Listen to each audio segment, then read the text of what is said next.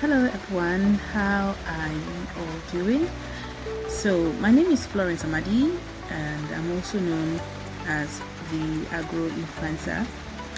I've been asked a lot of questions about charcoal briquettes and the kind of materials that can be used for charcoal briquettes.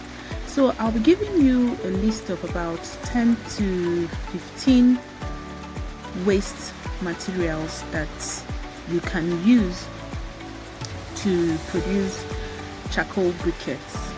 And if you don't know what charcoal briquettes are, charcoal briquettes is a kind of charcoal that is made from agricultural waste materials, and they are actually made in a compact or molded form, which is why it is called briquettes. Briquettes means bricks. It's in molded form. So I'm going to give you a list of materials that you can use to produce charcoal briquettes. That is waste materials that are accessible to you. So it's not just one material like some people think. Number one, coconut shells. So if your products are from coconut, if you produce things from coconut, like maybe you produce coconut milk, you produce coconut candy, you produce coconut oil, or you have any byproducts from coconut, don't throw the shells away.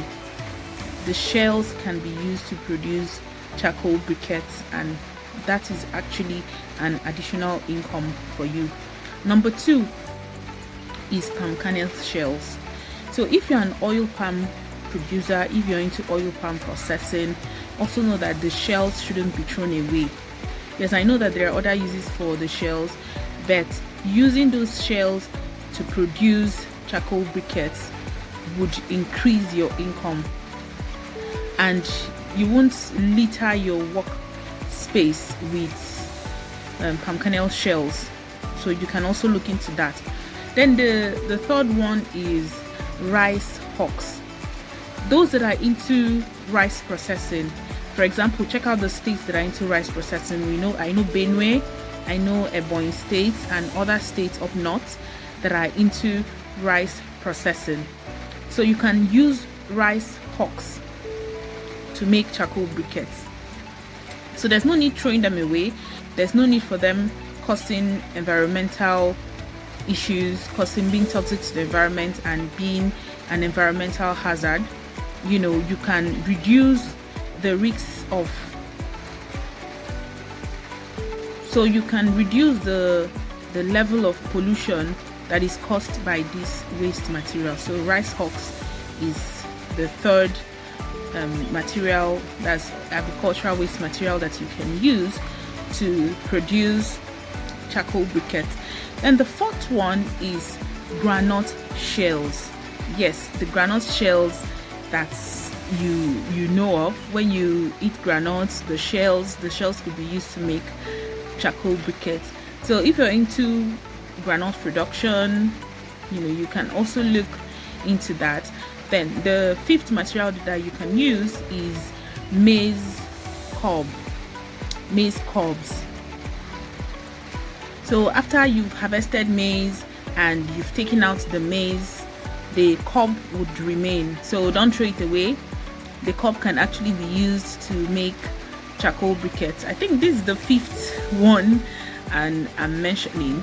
Then the sixth one is the maize stalk. So what is the maize stalk? Like the maize stem.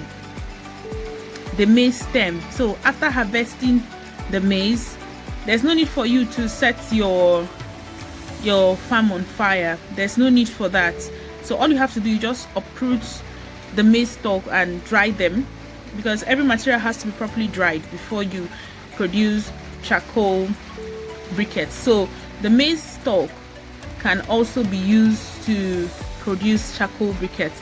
Then I think this is number 7. Number 7 is sawdust.